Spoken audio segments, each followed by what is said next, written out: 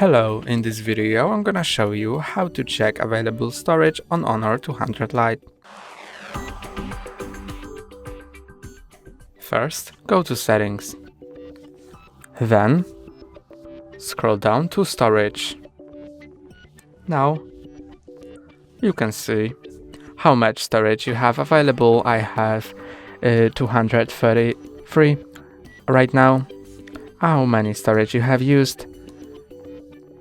For me it's 22.5, and in total I have 256 gigabytes. You can also see detailed data about your storage usage. You can also click on Cleanup to clean up your storage. Junk files, clean up. That's all for today. Don't forget to like and subscribe. See you next time.